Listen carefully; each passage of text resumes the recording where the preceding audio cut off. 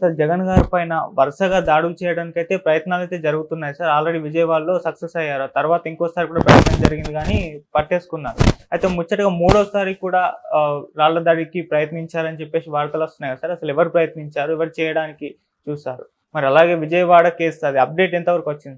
యాక్చువల్‌గా జగన్ మీద విజయవాడలో జరిగిన రాళ్ల దాడి చూసాము. ఇప్పుడు వైజాగ్‌లో, విశాఖలో ఆయన నిన్న ఆడ వెళ్ళి బస్సు యాత్ర చేస్తున్నప్పుడు 1902 హెల్ప్ లైన్‌కి ఒక కాల్ వచ్చింది. ఆ కాల్‌లో ఎవరో ఒక అబ్బాయి మేము జగన్‌ని మళ్ళీ రాళ్ల దాడి చేయబోతున్నామని చెప్పారు.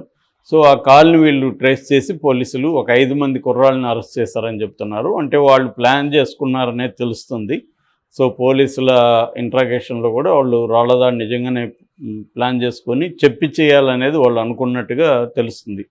అంటే ముందే పోలీసులకి చేస్తే ఇంకా మజా బాగుంటుంది అనేది వాళ్ళ అభిప్రాయం. బట్ దాన్ని కాల్ని వాళ్ళు ట్రేస్ చేస్తారని అనుకోలేదు. సో ట్రేస్ చేసి వాళ్ళని పట్టుకోగలిగారు. సో ఎందుకంటే ఇప్పుడు మనకి మొన్న కూడా మాట్లాడుకున్నాం, కమాండ్ కంట్రోల్ వ్యవస్థ జగన్ చుట్టూ ఉంటుంది.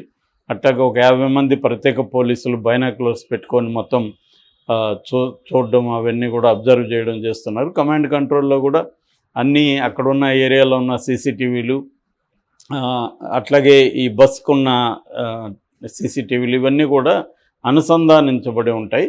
సో దీన్ని నిరంతరం వాళ్ళు మానిటరింగ్ చేస్తుంటారు. పెద్ద పెద్ద మానిటర్స్ ఉంటాయి మొబైల్ యూనిట్లు. సో మానిటర్ చేస్తూ ఎక్కడేదన్నా అనుమానం వచ్చినా వాళ్ళు ఇమ్మీడియట్గా పట్టుకుంటారు. అంటే టెక్నాలజీని బాగా ఇప్పుడు జగన్ యాత్రలకు సంబంధించి ఉపయోగిస్తున్నారు. సో ఎందుకంటే దాడులు జరిగే అవకాశం ఉంది. ఒక పక్క ఎన్ఆర్ఐలంతా కూడా తెలుగుదేశం ఎన్ఆర్ఐలు పెద్ద ఎత్తున దిగేశారు. వాళ్ళు దాదాపు 500 కోట్ల నుంచి 2000 కోట్ల వరకు ఈసారి ఎన్నికల్లో డబ్బులు ఖర్చు పెట్టబోతున్నారు. కాబట్టి అలాంటి వాళ్ళకి జగన్కి ఒక 50 కోట్లు ఇచ్చి జగన్ని ఏదన్నా చేయడానికి వాళ్ళకేం పెద్ద విషయం కాదు అని వైసీపీ వాళ్ళు ఆరోపిస్తున్నారు. కాబట్టి ఈ క్రమంలో జగన్కి థ్రెట్ ఉంది. అట్ ద సేమ్ టైం జగన్కి ఇంకొక ప్రాబ్లం ఏంటంటే అతను 5 ఏళ్ళుగా పెద్దగా జనంతో ఇంటరాక్ట్ అవ్వలేదు.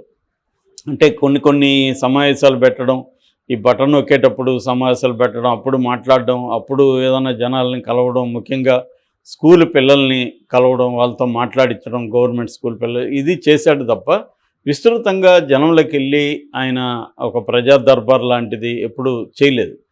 సో అట్లాగే మీడియాతో కూడా అతను ఎప్పుడు కూడా కూర్చొని మీడియాతో చిట్ చాట్ చేయడం కావచ్చు, మాట్లాడడం కావచ్చు, ఈ విషయాల మీద అది ఎప్పుడు అతని స్టైల్ కాదు. కొంత మోడీని అనుకరిస్తాడు అనుకోవచ్చు ఆ విషయంలో. సో ఈ క్రమంలో ఇప్పుడు ఎలక్షన్ దగ్గరకు వచ్చినప్పుడు జగన్ ఏం చేస్తాడంటే తన ఈ 5 ఏళ్ళగా ఉన్న స్టైల్కి భిన్నంగా తన పాత ప్రతిపక్షంలో ఉన్నప్పుడు పాదయాత్రలో చేసిన జగన్ ఎలా అయితే చేశాడో, అంటే జనాల్లోకి వెళ్ళడం, వాళ్ళందరినీ దగ్గరికి తీసుకోవడం, వాళ్ళ సమస్యలు వినడం, వాళ్ళతో మాట్లాడడం, కొన్ని అక్కడికక్కడ పరిష్కరించడం ఇలా చేస్తున్నాడు. దానివల్ల మంచి ప్రతిస్పందన కూడా వస్తుంది. సో అయితే దీనివల్ల ఏంటంటే సెక్యూరిటీ ఇష్యూస్ వస్తాయి. ఎంత సెక్యూరిటీ ఉన్నా కూడా వేల మంది, లక్షల మంది వచ్చినప్పుడు వాళ్ళందరినీ కంట్రోల్ చేయడం కష్టం. సో ఎందుకంటే ఇతను జనంలోకి వెళ్ళాలి, ఎవరు వచ్చినా కలుస్తాడు. సో ఆ కలిసి వచ్చిన వాళ్ళల్లో ఎవరైనా కత్తులు తీసుకురావచ్చు, ఇంకొకటి బాంబులు తీసుకురావచ్చు, ఏవైనా జరగచ్చు. అంతమందిని చెక్ చేసి చేయడం కూడా కష్టమవుతుంది. అప్పటికి చెక్ చేస్తున్నారు మ్యాక్సిమంగా. ఏదేమైనా అది ఇబ్బంది అవుతుంది. క్రౌడ్ ఎక్కువ ఉండి జనంలో ఉన్నప్పుడు సెక్యూరిటీ అనేది నైట్ మేర్ సెక్యూరిటీ ఏజెన్సీలకి. సో ఆ రకంగా అప్పటికీ చాలా జాగ్రత్తలు అయితే తీసుకుంటున్నారు. బట్ ఇటువంటి సంఘటనలు జరుగుతున్నాయి. ఇంకా ఎన్నికలకు 20 రోజులు కూడా లేదు. సో ఈ టైంలో ఇంకేదన్నా ఎన్నికల దగ్గరకు వచ్చినప్పుడే ఏదన్నా అనుకోని సంఘటనలు జరుగుతాయా అన్న భయం అయితే చాలామందిలో ఉంది. ఎందుకంటే ఇప్పుడున్నంతగా ఆంధ్రప్రదేశ్లో ఎప్పుడు కూడా లేదు.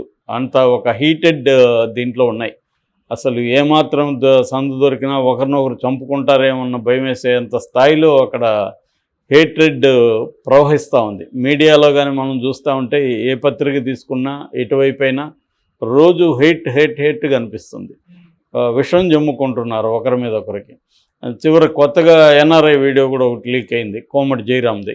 అతను కూడా ఓటర్ వెధవల్ని డబ్బులతో కొనేద్దామని ఓపెన్గానే మాట్లాడుతున్నాడు. మనకి ఒకటి మీద 2 లక్షలు ఖర్చు పెట్టడం ఈ హాల్లో ఉన్న వాళ్ళకి పెద్ద విషయం కాదని మాట్లాడుతున్నాడు అతను. అంటే ఆ స్థాయిలో బరితెగించి దిగేశారు 2 పార్టీలు కూడా. అంటే డబ్బులతో కొనొద్దాం, లేకపోతే ఏమైనా చేద్దాం, గెలవాలి అనేదే ఇప్పుడు టార్గెట్ అయిపోయింది. అంటే ఇంతకుముందు అయితే ఇది చేయొద్దు అని కొన్ని కోడ్ ఆఫ్ కాండక్ట్ కొన్ని అన్రిటన్గా ఉండేవి. ఇవాళ ఏవీ లేవు. ఏదైనా చంపడమైనా సరే, డబ్బులు ఇచ్చైనా సరే, ఏమైనా చేసి మనం గెలవాలి అన్న ధోరణి 2 వర్గాల్లో ఉంది. ఎందుకంటే టైట్గా ఉంది, ఎవరో సీపు కనబడట్లేదు. అందుకని మనం కొద్దిగా అన్నీ వదిలేసి మనం కొన్ని ట్రై చేస్తే మనమే గెలుస్తామని ఇద్దరు కూడా అనుకునే అవకాశం ఉంది 2 కూటములు. సో ఈ కాంటెక్స్ట్లో జగన్ కూడా ఏంటంటే వేరే ఆల్టర్నేట్ లేదు, జనంలోకి వెళ్ళాల్సిన పరిస్థితి అతనికి ఏర్పడింది. సో దానికి సెక్యూరిటీ ఇచ్చే పరిస్థితి లేదు.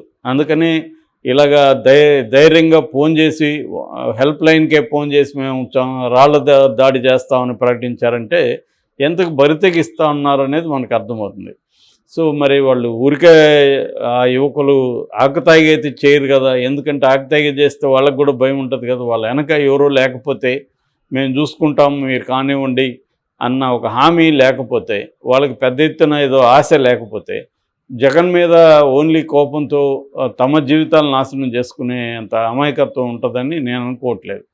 సో ఖచ్చితంగా ఏదన్నా దాని వెనక ఎవరున్నారని తేలాలి. ఇక విజయవాడ జగన్ దాడికి సంబంధించి కొన్ని ట్విస్టులు అయితే చోటు చేసుకుంటున్నాయి. అందులో ఒకటేమో దుర్గారావు అనే అతన్ని A2గా పెట్టారు. అతన్ని 16వ తేదీ అరెస్ట్ చేశారు. అరెస్ట్ అంటే అనఫిషియల్గా తీసుకెళ్లారు ఇంట్లో నుంచి. సో అప్పటి నుంచి వాళ్ళు కస్టడీలో పెట్టుకున్నారు. కానీ పోలీసులు దాన్ని డినై చేశారు. మేము కస్టడీలో పెట్టుకోలేదు, మాకు తెలియదు అన్నారు.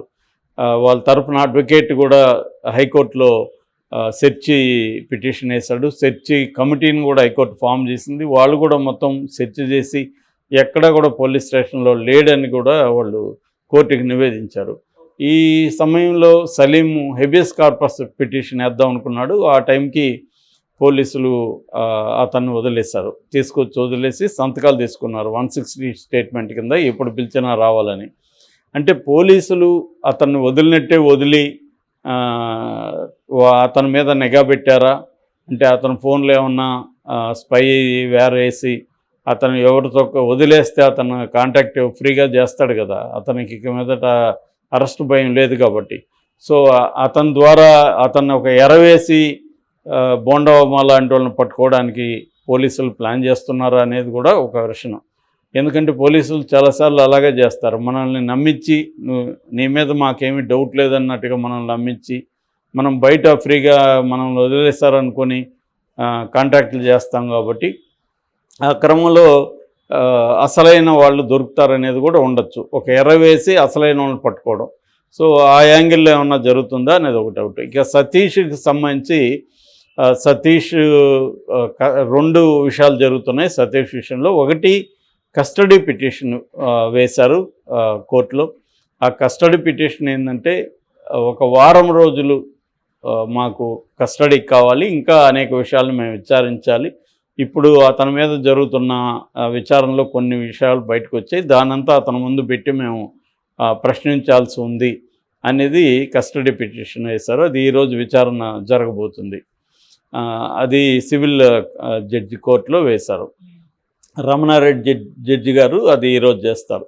ఇక రెండవ పిటిషన్ ఏంటంటే 164 కింద, సిఆర్పిసి 164 కింద మేజిస్ట్రేట్ ముందు వాంగ్మూలం ఇవ్వడం, దాన్ని ఇంకొక కోర్టులో వేశారు.